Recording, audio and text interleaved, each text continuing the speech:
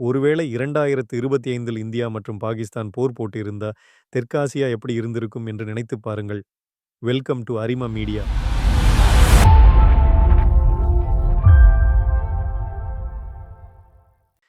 மே 2025 இந்தியாவும் பாகிஸ்தானும் கிட்டத்தட்ட ஒரு பெரிய போர் விளிம்புல நின்னது.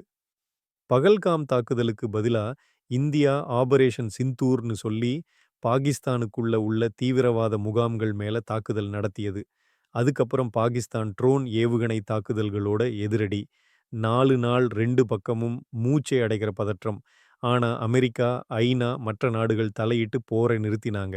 அதான் நம்ம உயிரோடு இருக்கோம். ஆனா அந்த நேரத்துல சமாதானம் வராம போயிருந்தா என்ன நடந்திருக்கும்? இது சாதாரண சண்டை இல்ல.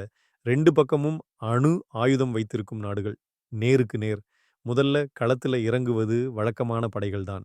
இந்தியா கிட்ட 14.5 லட்சம் வீரர்கள். பாகிஸ்தானோட 6.5 லட்சம் வீரர்களை விட இரட்டிப்பு பலம். டேங்க், பீரங்கி, கவச வாகனம் எல்லாமே நம்ம பக்கம் முன்னிலை. வானில் ரபேல், சுகோய், தெஜஸ். பாகிஸ்தானோட JF-17, F-16களை விட தெளிவா மேலதிகம். அதனால ஒரு பாரம்பரிய போர் நடந்திருந்தா இந்தியா கிட்டத்தட்ட வெற்றி பெறுவதை எதிர்பார்க்கலாம்.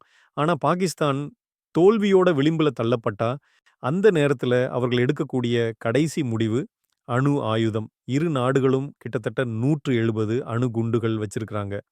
ஒரு அணுகுண்டு டெல்லி அல்லது லாகூரில் வெடிச்சா அந்த நகரம் ஒரு நொடியிலே ஆவியாகிடும். மில்லியன் கணக்கான மக்கள் செத்து போவாங்க. மீந்தவங்க ரேடியேஷன்ல நசுங்குவாங்க. அது இந்தியா, பாகிஸ்தான் பிரச்சனை இல்ல. உலகம் முழுக்க பேரழிவு. நியூக்ளியர் விண்டர்னு சொல்லப்படும் நிலை.